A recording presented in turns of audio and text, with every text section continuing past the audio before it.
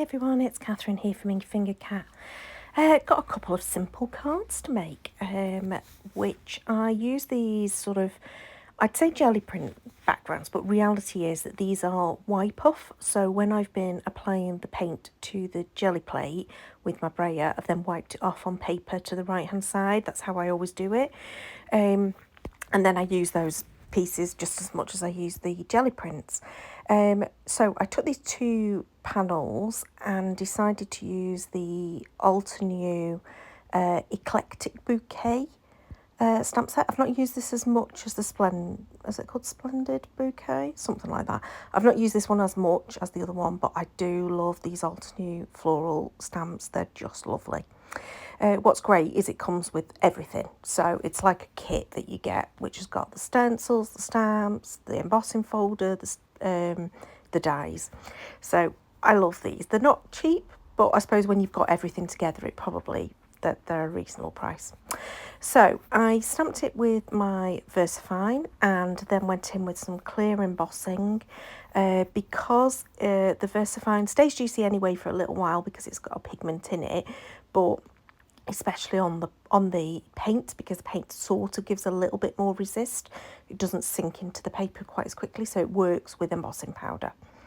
And I used the clear emboss, and then I decided, in the way that I'd placed the stamps, I had thought about it. I decided I was going to do a partial die cutting. So normally I die cut off to the side, and you don't normally get to see it, but here you can see I'm sort of fiddling with it and working out how I want it to be, where I want the cut line to be, and I'm only putting the cutting plates where I want it to cut.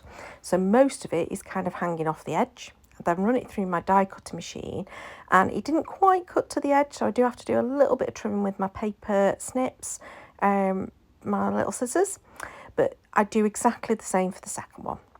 So it means that you've got a die cut edge for one edge of it, but the rest of it is sort of stamped and solid onto that panel. So again, have to go in with my scissors just to cut off that little bit. Now you could absolutely fussy cut the edge of this. You don't need to use a die to be able to do this kind of technique. You could absolutely do it with fussy cutting, but when you've got a die, why would you not use the die? Now, because these were quite fine, thin pieces of paper, I think the one at the top in particular is quite a thin piece of paper, I did go and die cut it again twice from plain white cardstock in order to, and again, this is a thin white cardstock, in order to just stack it a little bit. I've only done it one extra layer, but it just strengthens that edge to the die cut in particular. The panel will be absolutely fine if you were just sticking it down onto the cardstock plain, but with it having that die cut edge, I just wanted it to have a bit more strength. Now, don't have to do this, but I decided I wanted to emboss it as well with the dry embossing just to give it that bit of texture.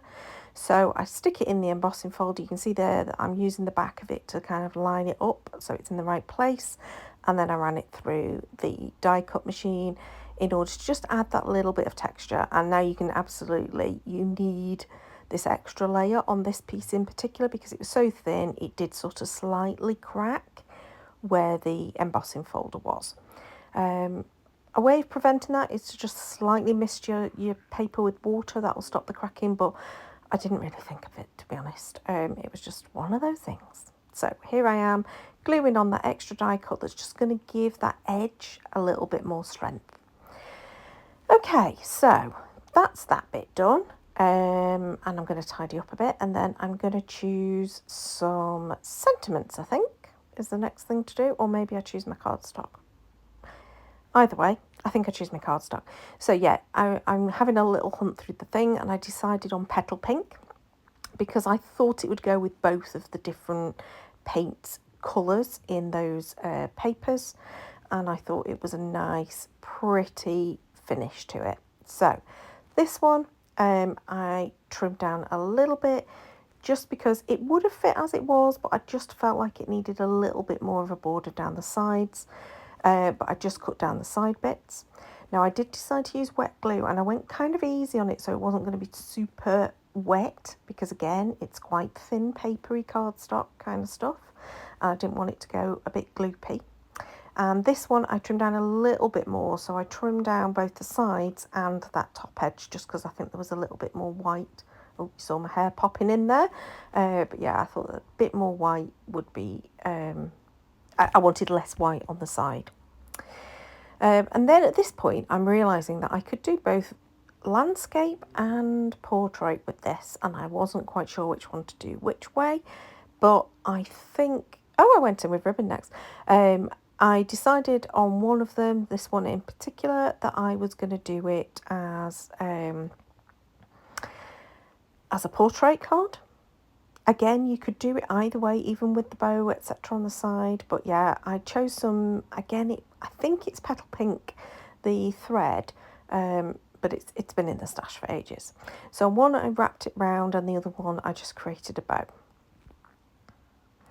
I then decided on my sentiments and I went for ready done ones. I couldn't be bothered with faffing around, and I thought, well, I've got them in the stash, might as well use them.